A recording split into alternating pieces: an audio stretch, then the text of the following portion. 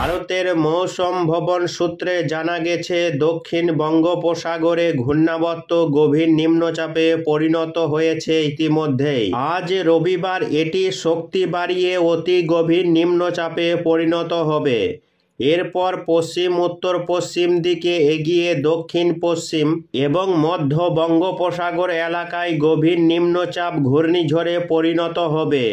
এই ঘূর্ণিঝড়ের অভিমুখ থাকবে পশ্চিম উত্তর পশ্চিম দিকে। আগামী মঙ্গলবার সন্ধ্যায় শক্তিশালী ঘূর্ণিঝড় মন্থায় স্থলভাগে আছড়ে পড়বে। শক্তিশালী ঘূর্ণিঝড় ল্যান্ডফল করবে কাকিনাড়াতে। মঙ্গলবার ল্যান্ডফলের সময় ঘূর্ণিঝড়ের গতিবেগ সর্বোচ্চ 110 কিলোমিটার প্রতি ঘন্টা পর্যন্ত হতে পারে। আজ থেকে আরও শক্তি বাড়িয়ে গভীর নিম্নচাপ রূপে রূপান্তরিত হওয়ার প্রবল আশঙ্কা রয়েছে। খুব সম্ভবত আগামী 28শে অক্টোবর মঙ্গলবার দুপুর থেকে সন্ধ্যার মধ্যে ঘূর্ণিঝড়টি উপকূলে আছড়ে পড়ার প্রবল সম্ভাবনা রয়েছে। এই ঘূর্ণিঝড়টির প্রভাবে বাংলায় টানা 3 থেকে 4 দিন দুর্যোগপূর্ণ আবহাওয়া তৈরি হতে পারে। বিভিন্ন জেলায় ভারী থেকে অতি ভারী বৃষ্টি এবং দমকা ঝোড়ো হাওয়া বইবে। উত্তরবঙ্গেও রয়েছে তুমুল দুর্যোগের আশঙ্কা। অতি ভারী বৃষ্টির জেরে প্লাবনের মতো পরিস্থিতি তৈরি হতে পারে উত্তরবঙ্গের জেলাগুলি। তো আসুন দেখে নিব আজ 26 তারিখ রবিবার সারাদিন আবহাওয়া কেমন থাকবে এবং আজ কোথায় কেমন বৃষ্টিপাতের সম্ভাবনা রয়েছে। পাশাপাশি জানাবো বঙ্গোপসাগরে নিম্নচাপটি তৈরি হওয়ার পর সেটা কোথায় এবং কবে কোন উপকূলে আছড়ে পড়বে। এর ফলে বাংলার কোন কোন জেলাগুলিতে ঝড় বৃষ্টির সম্ভাবনা রয়েছে, কোন কোন জেলাগুলিতে হবে ভারী থেকে অতি ভারী বৃষ্টি এবং বাংলায় কোন কোন দিনগুলিতে বৃষ্টি চলবে এবং আগামী 4-5 দিন আবহাওয়া কেমন থাকবে, এই নিয়ে কি জানাচ্ছে আবহাওয়া দপ্তর, বিস্তারিত জানতে ভিডিওটি শেষ পর্যন্ত দেখতে থাকুন। তো আসুন দেখে নিব আজ রবিবার সকাল থেকে সারাদিন আবহাওয়া কেমন থাকবে এবং আজ কোথায় কেমন বৃষ্টিপাতের সম্ভাবনা রয়েছে। এই মুহূর্তে উপগ্রহ চিত্রে দেখা যাচ্ছে আজ সকাল থেকেই পশ্চিমবঙ্গ, বাংলাদেশ, বিহার, ঝাড়খণ্ড, উড়িষ্যা এই বেল্টে আকাশ সকাল থেকেই পরিষ্কার রয়েছে। তার মধ্যে কিছু কিছু এলাকায় সামান্য আংশিক মেঘলা আকাশ লক্ষ্য করা যাবে, যেমন ধানবাদ, চিত্তরঞ্জন, দমকা, রামপুরহাট, জঙ্গিপুর, আজিমগঞ্জ, বহরমপুর, দমকা। অন্যদিকে বাংলাদেশের রাজশাহী, বগুড়া, নগরপুর, এদিকে ময়মনসিংহ, সিং, বাগমারা এই এলাকাগুলিতে আংশিক মেঘলা আকাশ লক্ষ্য করা যাবে, তবে বেলা হতেই আকাশ পরিষ্কার হয়ে যাবে। তো আসুন দেখে নিব আজ কোথায় কেমন বৃষ্টিপাতের সম্ভাবনা রয়েছে। আজ পশ্চিমবঙ্গ, বাংলাদেশের পাশাপাশি পূর্ব ভারতের মেঘালয়, আসাম, ত্রিপুরা এই রাজ্যগুলিতে আজকে বৃষ্টির কোনো রকম সম্ভাবনা নেই। আকাশ মূলত পরিষ্কার থাকবে।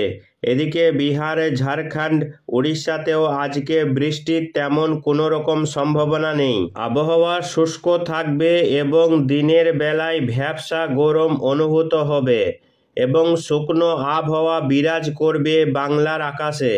তবে আগামীকাল সোমবার থেকেই বাংলার আবহাওয়াতে ধীরে ধীরে পরিবর্তন হতে শুরু করবে।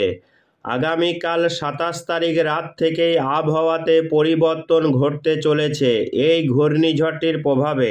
তো আসুন দেখে নিব ঘূর্ণিঝড়টি ঠিক কবে কখন তৈরি হবে এবং বাংলার কোন জেলাগুলিতে এর সরাসরি প্রভাব পড়তে পারে। এই মুহূর্তে দেখা যাচ্ছে একেবারে মধ্য বঙ্গোপসাগরে একটি গভীর নিম্নচাপে পরিণত হয়ে গিয়েছে এবং আরও শক্তি বৃদ্ধি করে গভীর নিম্নচাপ রূপে অবস্থান করছে। এরপর এই সিস্টেমটি অতি গভীর নিম্নচাপে পরিণত হবে এবং সিস্টেমটি তার সর্বোচ্চ পর্যায়ে এর সর্বোচ্চ ক্ষমতা নিয়ে একটি ঘূর্ণিঝড়ে রূপান্তরিত হয়ে যাওয়ার আশঙ্কা রয়েছে। এই ঘূর্ণিঝড়টি যখন উপকূলে আছড়ে পড়ার সময় এর সর্বোচ্চ গতিবেগ থাকবে ঘন্টায় 100 থেকে 110 কিলোমিটার। ফলে উপকূলবর্তী এলাকাগুলিতে ব্যাপক ক্ষয়ক্ষতির আশঙ্কা তৈরি হবে। বিভিন্ন এলাকায় ক্ষয়ক্ষতির আশঙ্কা রয়েছে। এই সিস্টেমটি ধীরে ধীরে শক্তি বৃদ্ধি করতে করতে পশ্চিম দিকে এগোচ্ছে কিছুটা উত্তর পশ্চিম দিকে এগিয়ে যাচ্ছে। সিস্টেমটি এই মুহূর্তে অন্ধ্রপ্রদেশ উপকূলের দিকে এগোচ্ছে। এই মুহূর্তে অন্ধ্রপ্রদেশ অর্থাৎ দক্ষিণ ভারতের যে অন্ধ্রপ্রদেশ এবং বিজয়বাড়া রয়েছে ঠিক সেই দিকে ঘূর্ণিঝড়ের অভিমুখ রয়েছে। এই সিস্টেমটির গতিপথ পরিবর্তন করে বাংলার দিকেও সরাসরি এগিয়ে আসার প্রবল সম্ভাবনা রয়েছে। আজ ২৬ তারিখ রবিবার সিস্টেমটি গভীর নিম্নচাপে পরিণত হবে। নিম্নচাপে পরিণত হওয়ার পর এটা আরও শক্তি বৃদ্ধি করে আগামী ২৭ তারিখ সোমবারের মধ্যে ঘূর্ণিঝড়ে রূপান্তরিত হয়ে যাওয়ার প্রবল আশঙ্কা রয়েছে। ২৭শে অক্টোবর সোমবার নিম্নচাপটি ঘন্টায় সর্বোচ্চ গতিবেগ মোটামুটি ৮০ থেকে ৯০ কিলোমিটারের মধ্যে।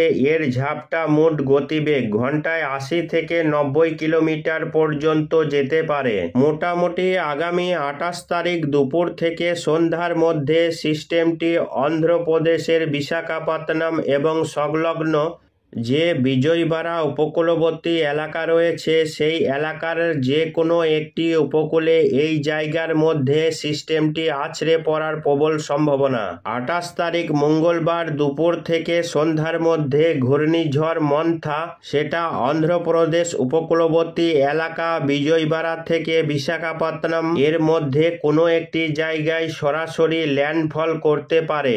আছড়ে পড়ার প্রবল সম্ভাবনা।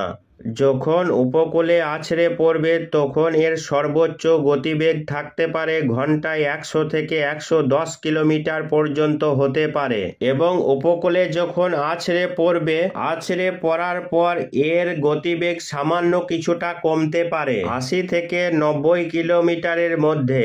এই ঘূর্ণিঝড়টি উপকূলে আছড়ে পড়ার সম্ভাবনা রয়েছে, ফলে উপকূলবর্তী এলাকাগুলিতে ব্যাপক ক্ষয়ক্ষতির আশঙ্কা থাকছে। দমকা ঝোড়ো হাওয়া, ভারী বৃষ্টি শুরু হয়ে যাবে।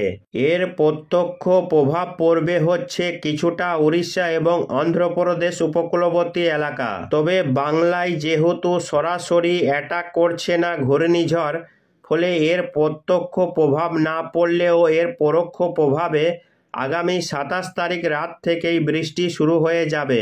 আগামী ২৭ তারিখ রাত থেকেই বাংলার আবহাওয়াতে কিছুটা পরিবর্তন শুরু হয়ে যাবে। তার আগে ২৭ তারিখ রাত থেকেই উপকূলবর্তী এলাকাগুলিতে বৃষ্টি প্রবেশ করবে। বিশেষ করে পশ্চিমবঙ্গের মেদিনীপুর জেলাতে প্রথম বৃষ্টি শুরু হবে। পরবর্তীতে দক্ষিণ ২৪ পরগনা, উত্তর ২৪ পরগনা, কলকাতা, হাওড়া, হুগলি, ঝাড়গ্রাম এই জেলাগুলিতে বৃষ্টি পৌঁছে যাবে ২৮ তারিখ সকালের মধ্যেই। অর্থাৎ সোমবার ২৭শে অক্টোবর রাত থেকেই মঙ্গলবার সকালের মধ্যে উপকূলবর্তী জেলাগুলিতে বৃষ্টি শুরু হয়ে যাবে। সঙ্গে দমকা ঝোড়ো হাওয়া বইতে থাকবে। আগামী ২৭ এবং ২৮ তারিখে মূলত হালকা বৃষ্টি, মাঝারি বৃষ্টি হতে থাকবে উপকূলবর্তী জেলাগুলিতে। মূলত ২ ২৪ পরগনা, ২ মেদিনীপুর এই জেলাগুলিতে বৃষ্টি শুরু হয়ে যাবে আগামী ২৭ তারিখ থেকে ২৮ তারিখের মধ্যে। পাশাপাশি বাংলাদেশের খুলনা, বরিশালেও এই বৃষ্টি পৌঁছে যাবে। ২৮ তারিখ যত বেলা বাড়বে ততই বৃষ্টি উত্তর দিকের জেলাগুলিতে বৃষ্টি শুরু হয়ে যাবে, যেমন কলকাতা, হাওড়া, হুগলি, বাঁকুড়া, পুরুলিয়া, ঝাড়গ্রাম, বীরভূম, মুর্শিদাবাদ। তার সঙ্গে বাকি জেলাগুলিতে ধীরে ধীরে বৃষ্টি পৌঁছে যাবে।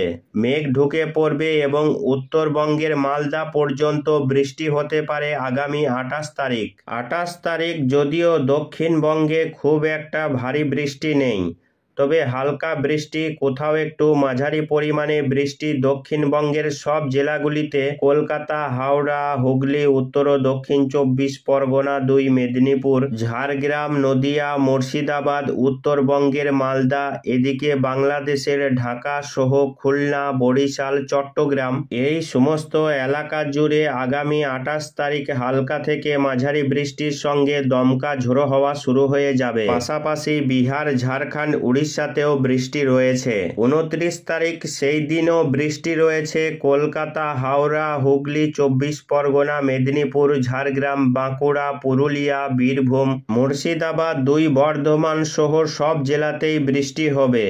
তবে 29 তারিখ বৃষ্টি বাড়বে। উত্তরবঙ্গের জেলাগুলিতে ভারী বৃষ্টি হতে পারে। মালদা, দিনাজপুর, আলিপুরদুয়ার, কোচবিহার, জলপাইগুড়ি, বাংলাদেশের রংপুরে ভারী থেকে অতি ভারী বৃষ্টি রয়েছে। আগামী 30, 31 এবং 1 তারিখ এই 3 দিন উত্তরবঙ্গের জেলাগুলিতে ভারী থেকে অতি ভারী বৃষ্টি হবে। তার মূল কারণ হচ্ছে ঘূর্ণিঝড়। অন্ধ্রপ্রদেশ উপকূলে আছড়ে পড়লেও পরবর্তীতে সিস্টেমটি ছত্তিশগড় পেরিয়ে তারপর সেটা বিহার, ঝাড়খণ্ড পেরিয়ে সরাসরি উত্তরবঙ্গে এসে অ্যাটাক করার সম্ভাবনা রয়েছে। প্রথমে বঙ্গোপসাগর থেকে অন্ধ্রপ্রদেশ উপকূলে আছড়ে পড়বে।